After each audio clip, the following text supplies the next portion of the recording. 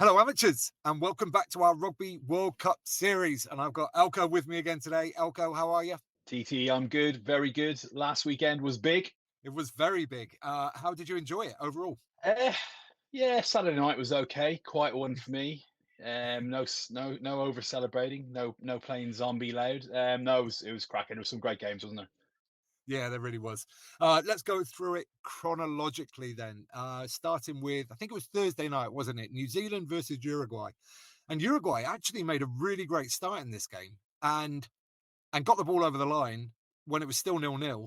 Sadly got ruled out because it was correctly in touch. But like it was a fantastic start from Uruguay. And it was just, it was brilliant to see them go at the Kiwis, even though it's for a short period of time. How did you see it? Yeah, exactly that. I think we spoke about our fear of one of our favorite teams getting their pants pulled down, but actually it was crazy. 20 minutes and it was still 0-0. TMO, as you mentioned, disallowed a cracking try by Uruguay, but in fairness, he had ruled out two for New Zealand before that. But it was amazing, and I thought, oh wow, maybe they could pull something off. But class tells. But they certainly put pride in the jersey. There's nothing to be ashamed about, even though there was a big old score there. But compared to Italy the week before, I thought they played some really good stuff. And it was just a shame that they got a donut and that try was disallowed. I think they deserved something out of the game.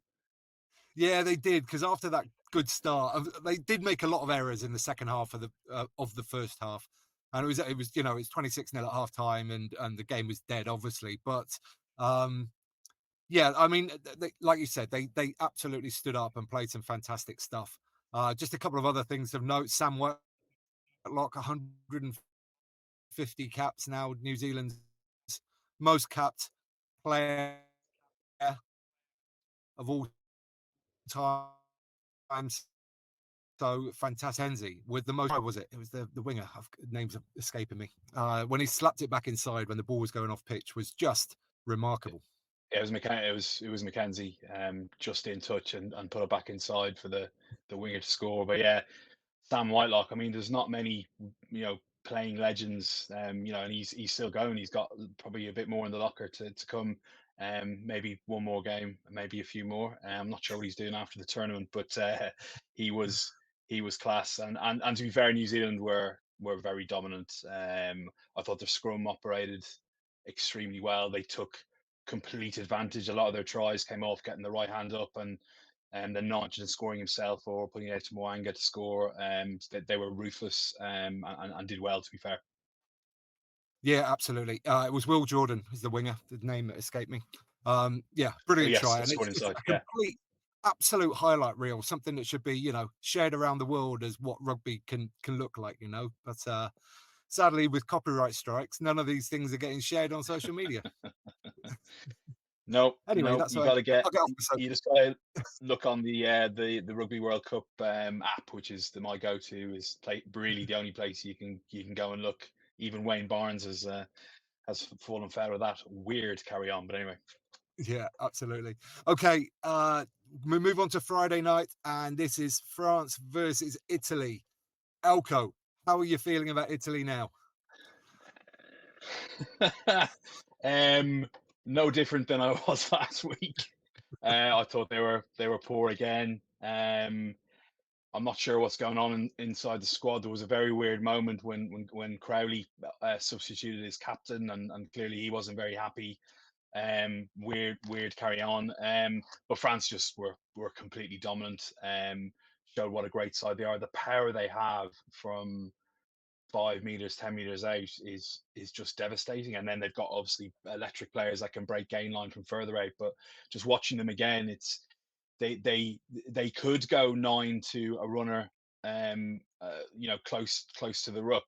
But what they're tending to do now is just pass it in behind, and then to Jalibert either scores himself or puts it out in behind to Pinot or the other chap on the other side of the wing. So they look really good and opened up in the second half. Just looked again like a team really in flow. But Italy were, I'm afraid, they were disappointing again. And it's got to have something to do with the coach leaving, and I think that's a big mistake that they made, not tying him in for a bit longer, because there's clearly something going on in that squad. Yeah, it's such a shame, isn't it? I think that it's yeah, I completely agree. It's obvious that there's something broken within the dynamic there because they're not performing anywhere near anything that they have done over the past 3 or 4 years, not even Mm. close to it. So it's really disappointing for them. And the only other thing I'd want to pick up on was Jonathan Dante, his soak tackle and then steal. I think he did it 3 times in this game or in the second half in total. And like he's so good at it. He just holds people, throws them to the ground, and then he's on the ball so quickly. So that's something to look out for as well as the tournament goes on. But France, 60 points to 7, and it didn't flatter them at all, really. No, could have been more. And I just had one thing written down, was the 16 penalties conceded by Italy, and it's just, double, nearly, over double what it should be. Really should be in single figures, but 7 or 8 seems to be what you need to do to win a game. Very disappointing. Yeah. Okay, let's move on. Wales, Georgia, which in some ways was a bit of a dead rubber, but I found it a really entertaining game. I loved watching this game. I thought Georgia came out and dominated a lot of territory in possession, especially in the first half. But when Wales got the ball, they were absolutely ruthless. I mean, it didn't help Georgia at one point going through, I think, getting close to 20 phases and then basically just passing the ball to Louis Rees Sammet, who pretty much jogged it in from 60 meters. But they really showed a lot, Georgia, I thought, and but Wales did too in terms of their ruthlessness. So Yeah, no, I thought it was a cracking game. I mean, it was dominated with what happened before the game, with poor old Anscombe picking up the injury. I don't know if you saw how he did it, but they had on ITV here in the UK, they were showing that, and he did it kicking the ball, and it looked really painful, and clearly that could have really destabilized the squad. But Costello that came in was or Costello, I'm not sure how the Welsh boys pronounce that. He was, for a young kid, he is very, very good, and one for the future for sure, and controlled the play very well.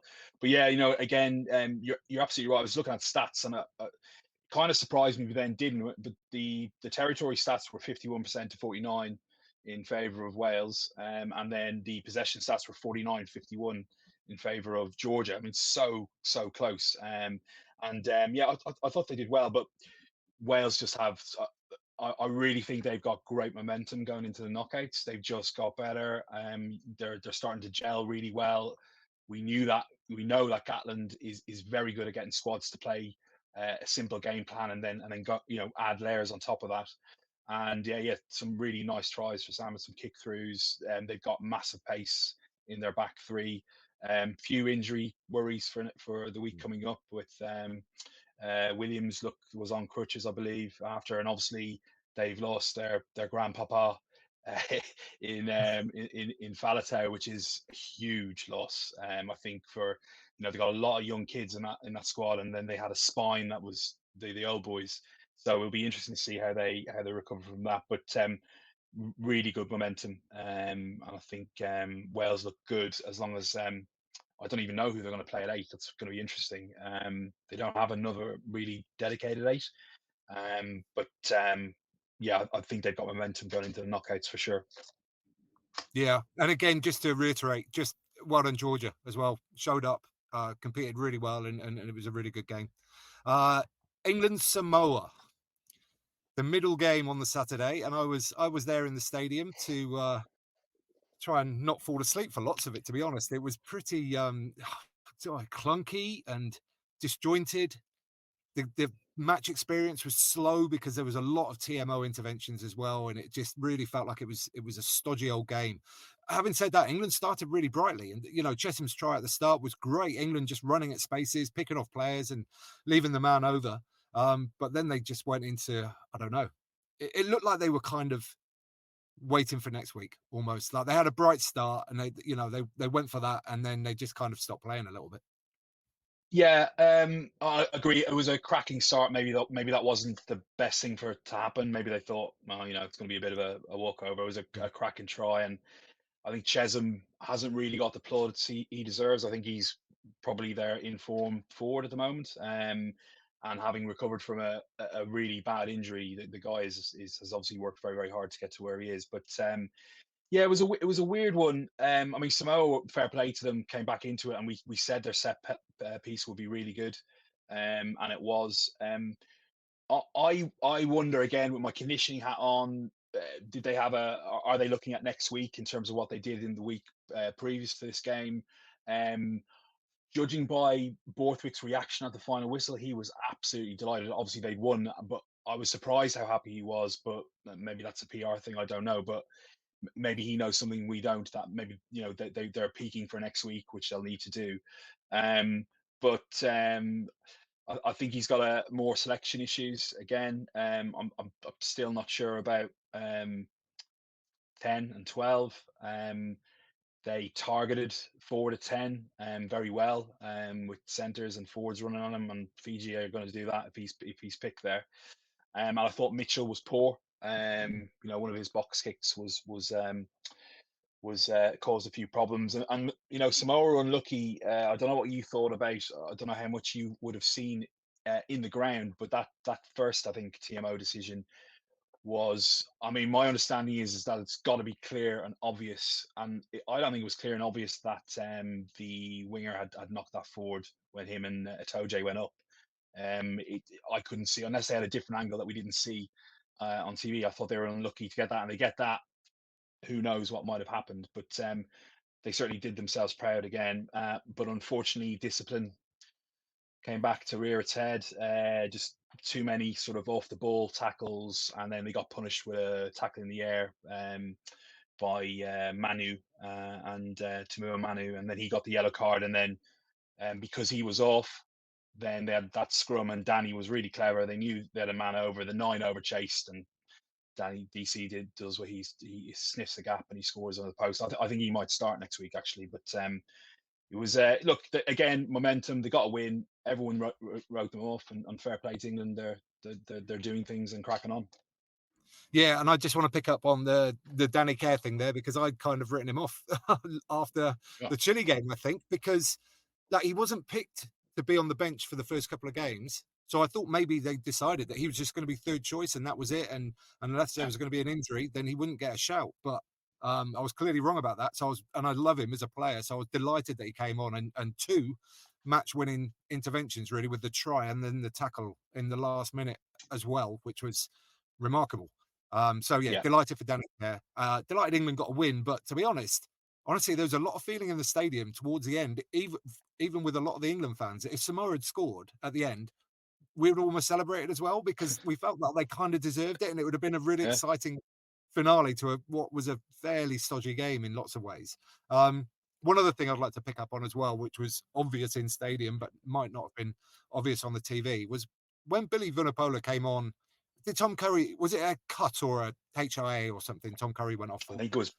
I think it was blood, but they might have called the HIA at the same time. But yeah, Yeah. So Billy Vunipola's body language when he came onto the pitch was abysmal at that point. Like he just bimbled on. He took ages to get over to the line out. And then he went to the line out and he wasn't supposed to be in there. So he had to go back 10 and he took his sweet time doing all of it.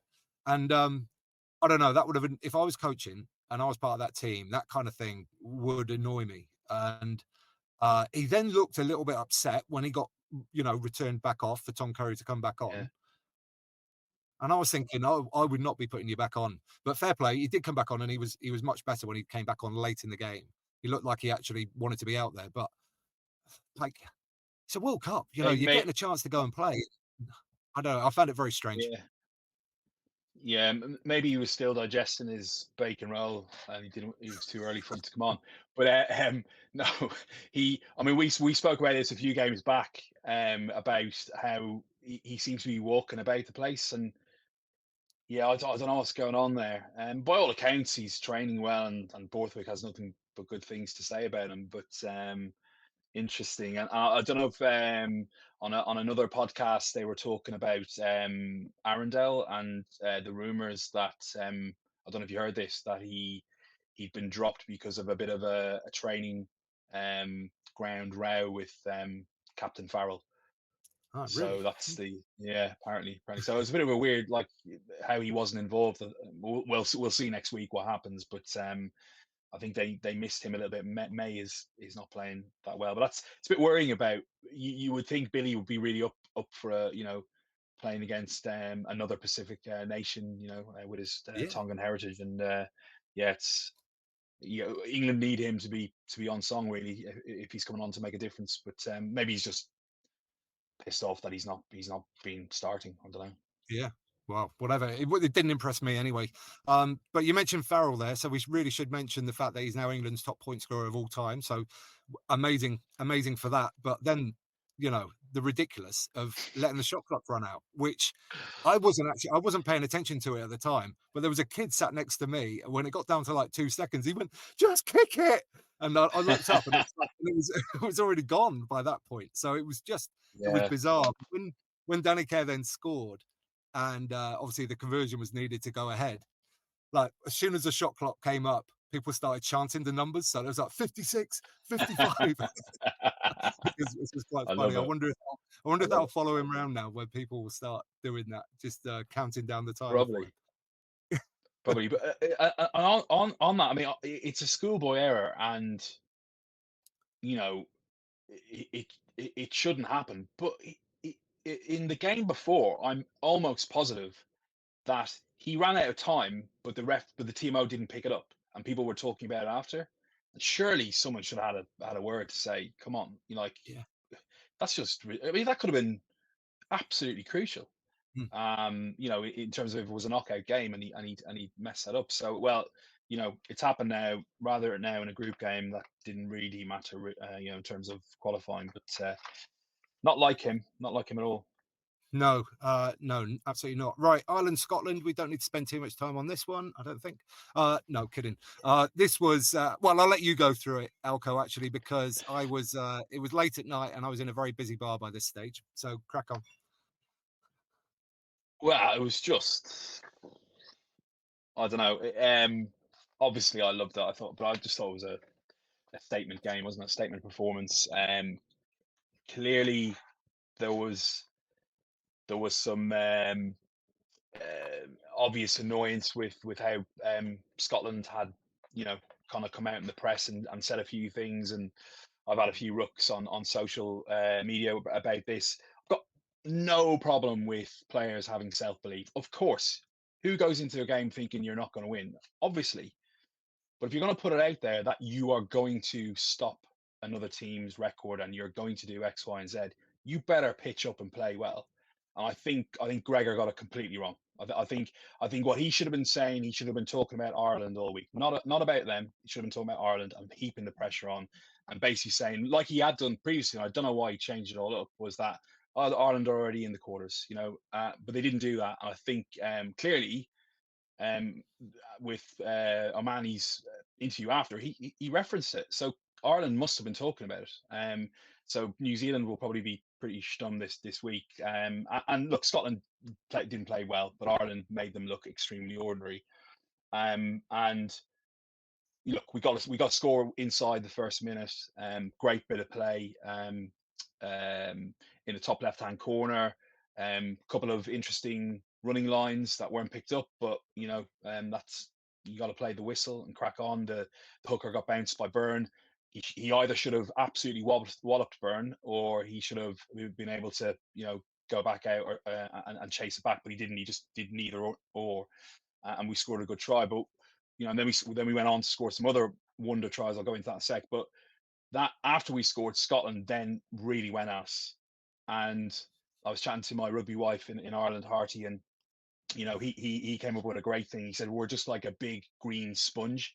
We just absorb and absorb, and it's weird. It will be more challenging this weekend, but it's weird how we just absorbed all the pressure, and mentally, that must be so difficult when you've got phase after phase after phase, and you're playing some good stuff, but you just go nowhere, and then you get turned over, and then we go down, we score, we score, bonus point, and if Scotland had that sort of attitude of we're better than them, we're going to beat them, and you're a bonus point down before half time, there's no coming back from that. You're done. You're toast. But look, Ireland were really good. 100% lineouts. Peter O'Mahony, I think, won 11 or something ridiculous. So you think they might have, I don't know, marked him, but didn't. But like they shortened it up and were very clever. The Scotland had 636 meters with the ball versus Ireland's 468. So again, mentally, that must be so annoying to have that much possession and 54% possession, and they still can do it. And Ireland made 195 tackles to Scotland's 140. So on stats, and I know you can make on stats, Scotland were kind of had more, less tackles, but yet Ireland come on top Ireland come on top and smash it. But some really clever play, I thought, from Ireland. Just nice running lines, very clever, very intricate. They're talking to each other in the middle of plays. You could see Mac on the second try when Ringrose, and that's off a set play in an international game, line out. They play 9 to a pod out the back to Sexton. They've got their number 8 coming through on a hard line. Sexton doesn't give it to him. He gives it to another player. Then they give it to Bundy on a hard line. And you just don't know what they're doing because they could have so many different options. But when they did that, you could see Mac Hansen screaming at Ringrose, basically saying it's a second row, it's a second row. He just takes him on, runs around and mismatch, score. It's just class play. I'm sorry to get passionate, but I just thought it's not passion for the sake of just being Irish. I think people will say, look, it's good bloody rugby. It's nice to watch. It's you can connect as a fan when you're watching them because they're playing. It's not like the old days when Gary Halpin was and it's all about passion and Willie Anderson is standing up in the haka. It's good play and we've got every right to be passionate behind it. And I just hope it can continue on. But New Zealand are going to win, so it doesn't matter. um, yeah, I just, in terms of the passing, the Irish passing in particular, I'd love to know a stat about the average distance of their passes because I'd imagine it might be quite a lot shorter than most teams. They like to play really close together and run really intricate, close lines. And that seems to be, well, it's certainly working for them at the moment. And certain other teams as well. I'm trying to think which one it was. There are a couple of teams, actually, Scotland probably are one of them, who average pass length is probably longer. It just gives the defenders more time to make decisions and move and cover space. So there's definitely something in that, I Yeah, think. yeah, that's a really good point. I think it's probably because of their setups. So other teams won't have so many players in pods that you've got loads of different options that you can, go to the third guy, you go to the first guy, and he can do an intricate pass in between. A lot of teams will have it further out, so you'll have to do a 10-meter pass. But Ireland are just, yeah, they're attacking space. They're creating the space through the setup, and then you're right. But that'll be a really interesting stat to see. What you're probably right. Probably average pass is probably less than 2 meters for sure. Yeah, it's ticky tacky. It's clever. It's clever. To be Yeah. fair, New Zealand do it as well. New Zealand do it as well. Mm. Yeah, cool. Okay, good stuff. Let's move on to the Sunday, which was a brilliant day of rugby. I absolutely adored it. Yeah. Argentina versus Japan was just epic. I thought two teams that were just going at it, and there were mistakes like like the opening Argentina try where the Japanese guy just missed him completely. Yeah. There were errors and there was all kinds of things going on, but it was just a brilliant game, I thought. And Argentina looked incredible in their change kit as well. Oh, what a kit that is! Isn't it just a brilliant kit? I love it. Yeah, no, I agree. We kind of called it that it was going to be a bit of a banger, and it was a knockout, right? Winner takes all, and both teams kind of went at it. It was sort of they got Argentina got an early try through their 12, who looks a great player. But you're right, it was a bit of a miss tackle there to go through. But then it was like a boxing match. They were just like one team would score, the other team would score, and and really good rugby as well. Really enjoyed it. Again, Argentina, which makes the Welsh game really interesting. They're a team that have momentum now. They're feeding their beasts. Their fast players are getting tries. Carreras is, I mean, we've watched them this year with Newcastle. I mean, the guy is absolutely gas, and he must have great confidence at the moment. He's scored a couple of tries that were worldies. But Japan never gave up. They gave up, and two set pieces went at it. It was really interesting. And they could have. They were in it right to the end, and Argentina, I know, scored fairly late on. Yeah, if that's what we're going to see as we go through now with the knockouts, we're in for a cracking couple of weeks for sure. Yeah, and just relative to this game, just thoughts for Ollie Chesham, who probably thought he'd scored the best try by a second row this weekend. Oh But it my was god, nothing compared to the Japanese second row, who got it from 50 meters out, chipped the winger, got the bounce, and then was 60, clean over. 60, 70. 60. It was the length of the pitch. It was well. Normally we joke about this the other week, didn't we? Like when a front row scores, it's we were talking about the Tongan captain, but yeah, we're front rowers, and when we score, it gets bigger and bigger and bigger. But this guy, like it was for real, and his running technique, you can see him kind of go, oh, it's gonna come, and then you go, no, that ball's gonna bounce off and just go into touch, and it bounces perfectly up.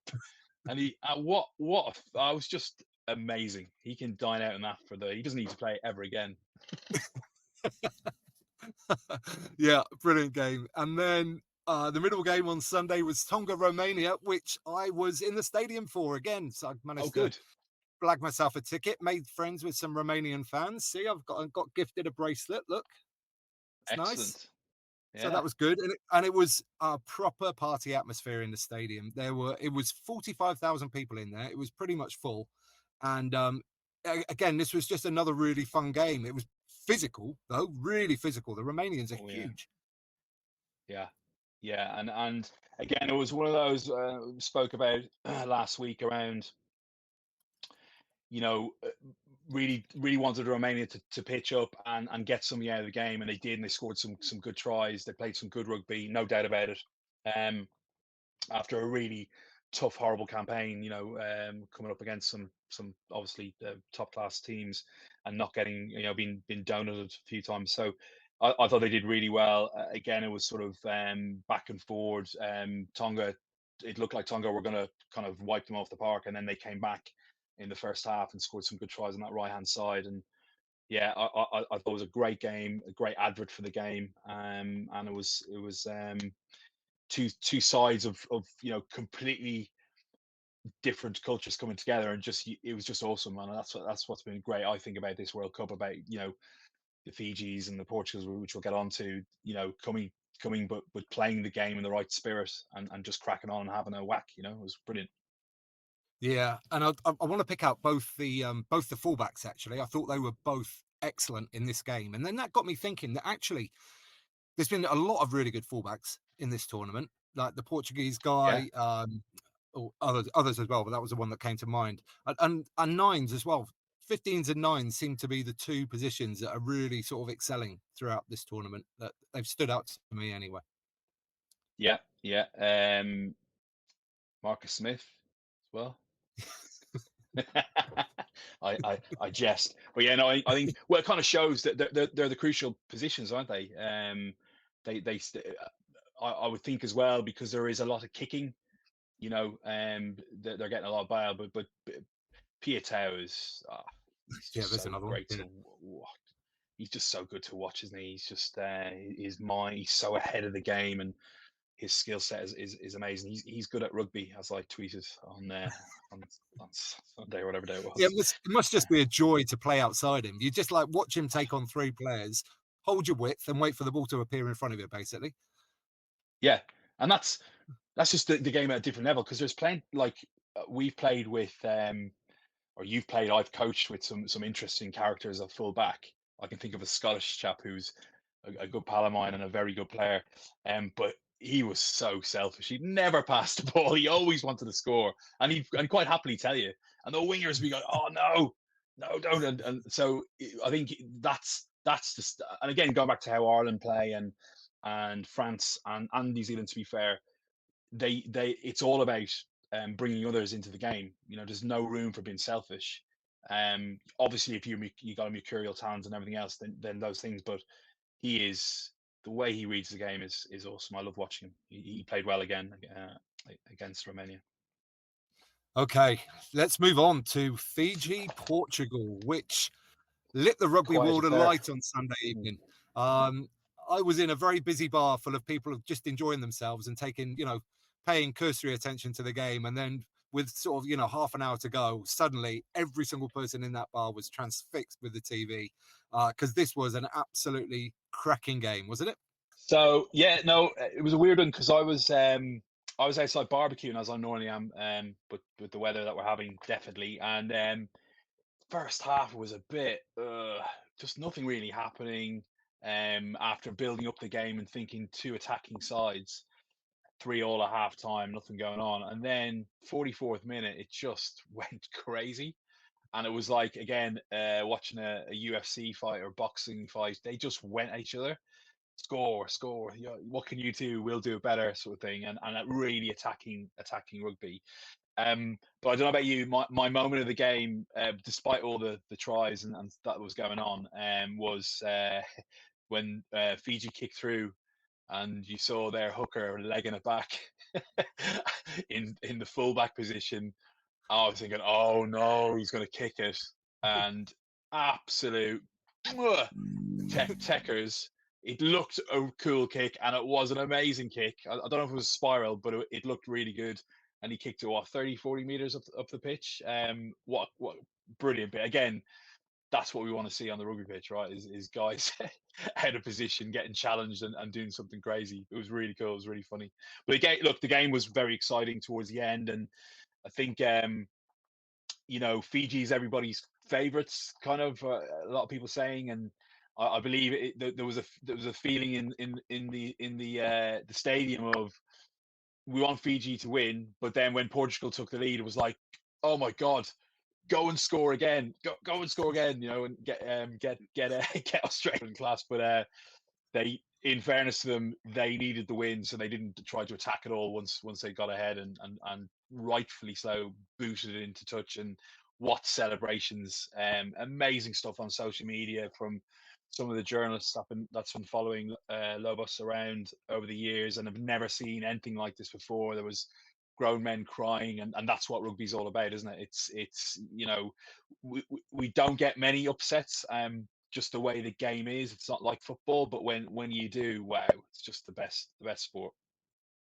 Yeah, it was magic. And I've got to say, especially those last 10 minutes, I was one of those people who was suddenly getting very, very nervous that Australia might get through and Fiji might get knocked out, and we'd have to play Eddie Jones's Australia next week rather than Fiji. And yeah, I've got to be honest, it was only after the game finished, once Portugal had kicked it out, I was suddenly like, oh yeah, I can be really happy for Portugal now, which I obviously was.